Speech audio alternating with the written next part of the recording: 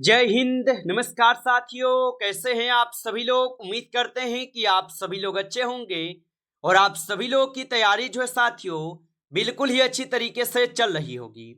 तो साथियों, आज की इस क्लास में हम सभी लोग जो है Bihar police constable operator exam 2026 के लिए जो है टॉप मोस्ट इंपोर्टेंट क्वेश्चन को देखेंगे, जो कि साथियों आपके 28 जून के एग्जाम के लिए जो है काफी ही इंपोर्टेंट है। तो आप इस क्लास को बिल्कुल अच्छी तरीके से लास्ट तक देखिएगा और इस क्लास में दिए जाने वाले इन सभी क्वेश्चनों को आप अच्छी तरीके से जरूर याद कर लीजिएगा, जिससे कि आप जो है अपने एग्जाम में सभी क्वेश्चन को आसानी तरीके से बना पाएंगे। तो चलिए क्लास को स्टार्ट करते हैं और देखिएगा कि क्वेश्चन क्या पूछा है। क्वेश्चन यहाँ पे पूछे गए हैं कि बिहार में स्थित प्राचीन उदंतपुरी विश्वविद्यालय की स्थापना किस पाल शासक ने की थी। चलिए बताएंगे। ये सभी क्वेश्चन काफी इंपोर्टेंट और चुनिंदे क्वेश्चन हैं, जो कि आपके बिहार पुलिस कांस्टेबल ऑपरेटर के एग्जाम में 28 जून को ये सभी प्रश्न आपको छपने वाले हैं। तो अच्छे से इन सभी प्रश्नों को याद कर लीजिएगा और बताएंगे बिहार में स्थित प्राचीन उदंतपुरी विश्वविद्यालय की स्थापना किस पाल शासक ने की थी। तो इनकी स्थापना किए थे धर्मपाल। ऑप्शन यहाँ पे बी सही जवाब है, धर्मपाल किए थे। चलिए अगला प्रश्न यहां पे देखेंगे। प्रश्न पूछा है कि बिहार का कौन सा जिला कतरनी चावल के लिए प्रसिद्ध है। तो बिहार का कौन सा जिला कतरनी चावल के लिए प्रसिद्ध होगा। तो याद रखेंगे बांका जिला होगा। ऑप्शन यहां पे सी सही जवाब है। चलिए अगला प्रश्न यहां पे देखेंगे और प्रश्न पूछा है कि प्राचीन पाटलिपुत्र नगर की स्थापना का श्रेय किस शासक को दिया जाता है। तो प्राचीन पाटलिपुत्र नगर की स्थापना का जो श्रेय है यह किस शासक को दिया जाता है। तो यहां पे 3 नंबर क्वेश्चन का सही जवाब सी होगा, उदयनीय को दिए जाते हैं। चलिए अगला प्रश्न यहां पे देखेंगे और यहां पे प्रश्न पूछे गए हैं कि बिहार का राजकीय वृक्ष कौन सा है। तो बिहार का जो राजकीय वृक्ष है यह आप सभी लोग का बरगद होगा। याद रखिएगा, ऑप्शन यहां पे आपका जो है बी सही जवाब होगा। चलिए अगला प्रश्न यहां पे दिए गए और प्रश्न पूछे गए हैं आप लोगों से कि विक्रमशिला विश्वविद्यालय वर्तमान बिहार के किस जिले में स्थित है। तो विक्रमशिला विश्वविद्यालय वर्तमान बिहार के किस जिले में स्थित है। तो यहां पे 5 क्वेश्चन का सही जवाब ऑप्शन यहां पे बी कीजिएगा, भागलपुर के। ऑप्शन यहां पे बी सही जवाब है। चलिए अगला प्रश्न यहां पे देखेंगे और यहां पे प्रश्न पूछे कि बिहार का वाल्मीकि टाइगर रिजर्व किस जिले में स्थित है। तो बिहार का वाल्मीकि टाइगर रिजर्व किस जिले में स्थित होगा। तो यहां पे आप 6 नंबर क्वेश्चन का सही जवाब ऑप्शन यहां पे जो है ए कीजिएगा, पश्चिमी चंपारण। ऑप्शन ए सही जवाब है, पश्चिमी चंपारण होगा। चलिए अगला प्रश्न यहां पे देखेंगे और यहां पे प्रश्न पूछा है कि चंपारण सत्याग्रह का प्रारंभ किस वर्ष हुआ।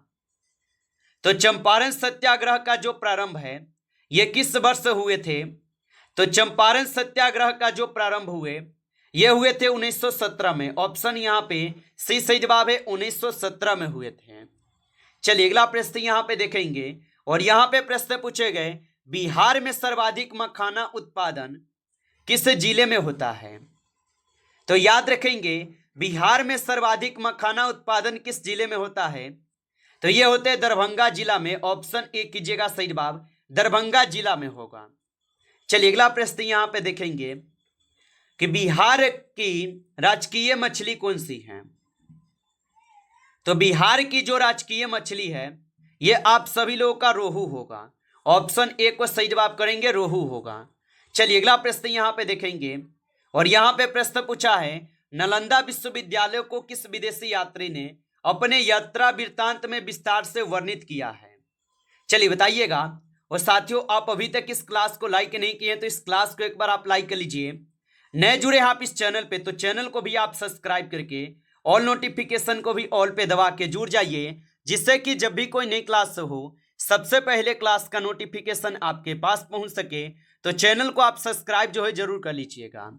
और बताएंगे कि नालंदा विश्वविद्यालय को किस विदेशी यात्री ने अपने यात्रा वृत्तांत में विस्तार से वर्णित किया है। तो यहां पे 10th क्वेश्चन का सही जवाब ऑप्शन सी है, हेनसोंग। ऑप्शन सी सही जवाब है।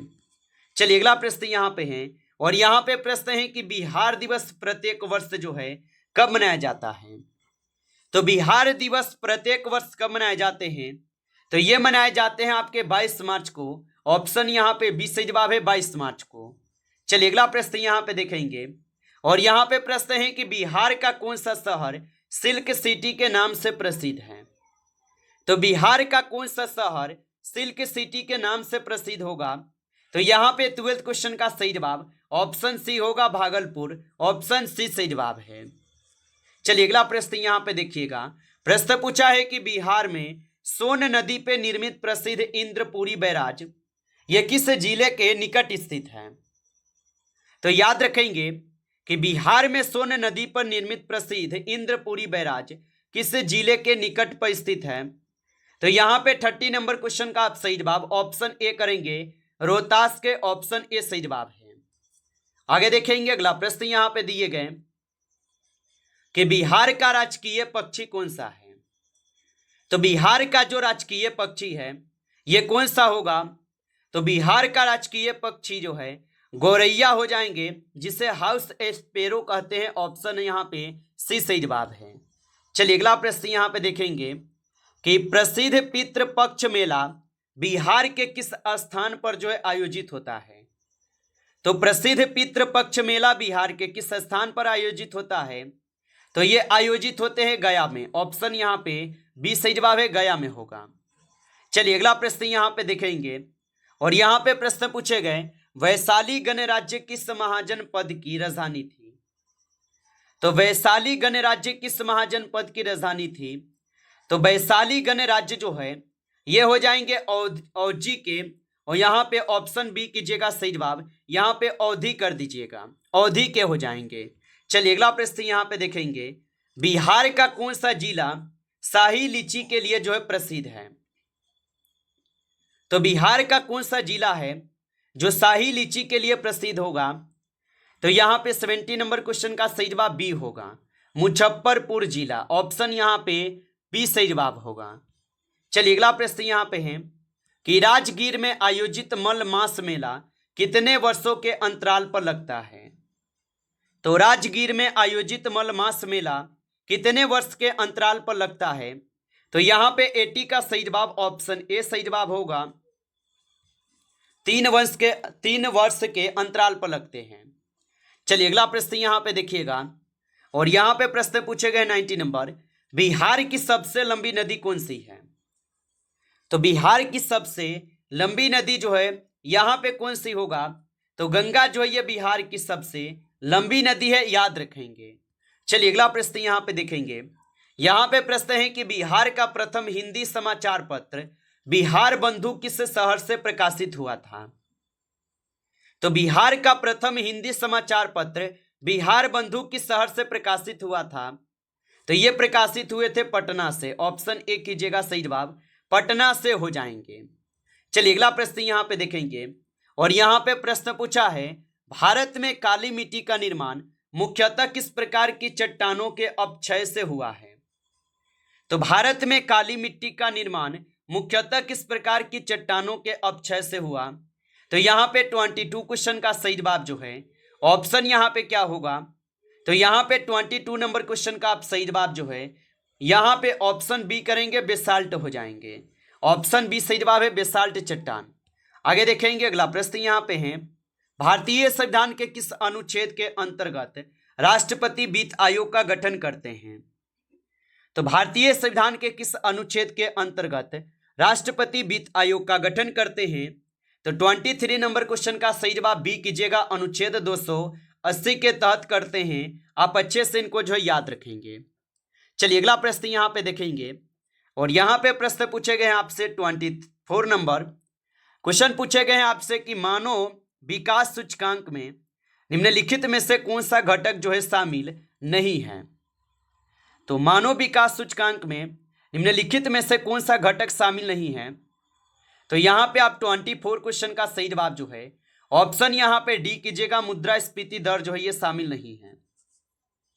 ऑप्शन यहाँ पे डी जो है सही जवाब है, आप अच्छे से इनको याद रखेंगे।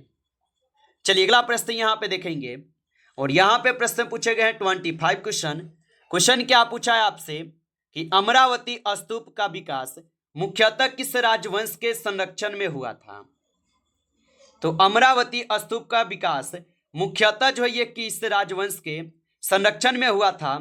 तो यहाँ पे 25 क्वेश्चन का सही जवाब जो है ऑप्शन आप सभी लोग का क्या होगा?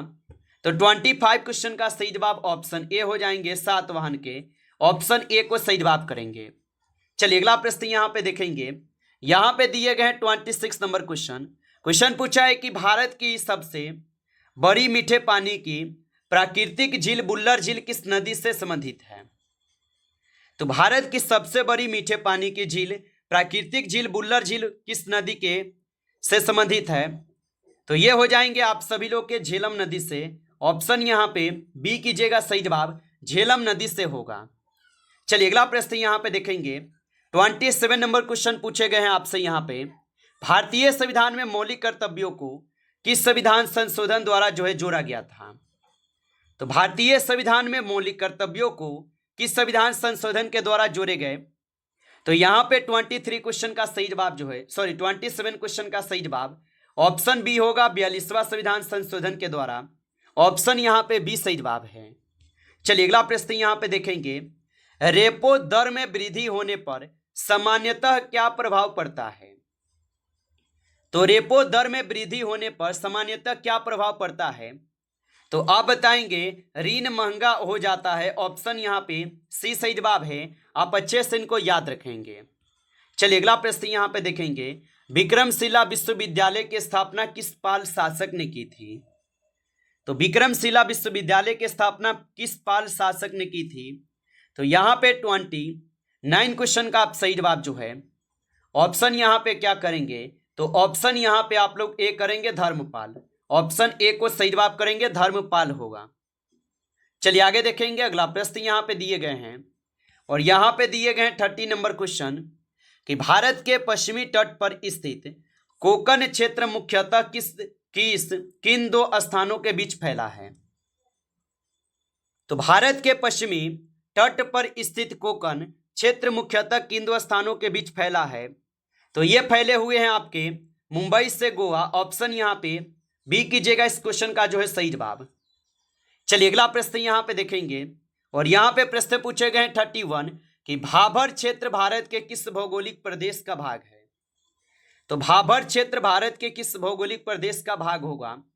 तो ये हो जाएंगे हिमालय की शिवालिक तराई के। ऑप्शन यहाँ पे बी सही जवाब है, याद रखेंगे। अगला प्रश्न देखिएगा। प्रश्न पूछे गए भारतीय संविधान का कौन सा अनुच्छेद राज्य को समान नागरिक संहिता लागू करने का निर्देश देता है? तो भारतीय संविधान का कौन सा अनुच्छेद राज्य को समान नागरिक संहिता लागू करने का निर्देश देता है? तो यहाँ पे सही जवाब अनुच्छेद 44 है। ऑप्शन बी कीजिएगा सही जवाब। आगे देखेंगे। अगला प्रश्न यहाँ पे है कि ऐहोल अभिलेख किस चालुक्य शासक की उपलब्धियों का वर्णन करता है?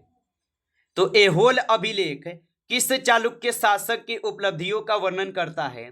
तो यहाँ पे पुलकेशिन द्वितीय के होगा। ऑप्शन सी सही जवाब है। आगे देखेंगे। अगला प्रश्न है भारतीय रिजर्व बैंक द्वारा जारी ओपन मार्केट ऑपरेशन का मुख्य उद्देश्य क्या है? तो भारतीय रिजर्व बैंक द्वारा जारी ओपन मार्केट ऑपरेशन का मुख्य उद्देश्य क्या है? तो इनका उद्देश्य है मुद्रा आपूर्ति को नियंत्रित करना। ऑप्शन यहाँ पे बी सही जवाब है। चलिए अगला प्रश्न यहाँ पे दिए गए और यहाँ पे प्रश्न है भारत में लाल एवं पीली मिट्टी का जो सर्वाधिक विस्तार है ये किस क्षेत्र में पाया जाता है? तो भारत में लाल एवं पीली मिट्टी का सर्वाधिक विस्तार किस क्षेत्र में पाया जाता है? तो यहाँ पे 35 क्वेश्चन का सही जवाब बी करेंगे, दक्कन के पठार में। ऑप्शन आपका बी सही जवाब है। नमस्कार साथियों, इस क्लास में आपके टॉप 35 क्वेश्चन थे जो काफी इंपॉर्टेंट क्वेश्चन थे। साथियों यदि आपको क्लास अच्छा लगा हो तो क्लास को लाइक करेंगे। नए जुड़े हैं आप इस चैनल पे तो चैनल को भी आप सब्सक्राइब करके ऑल नोटिफिकेशन को ऑल पे दबा के जुड़ जाइए, जिससे कि जब भी कोई नई क्लास हो सबसे पहले क्लास का नोटिफिकेशन आपके पास पहुंच सके। तो आप इस चैनल को सब्सक्राइब कर लीजिएगा। चलिए फिर मिलते हैं आपसे एक नेक्स्ट टॉपिक के साथ नेक्स्ट क्लास में। तब तक के लिए जय हिंद, जय भारत।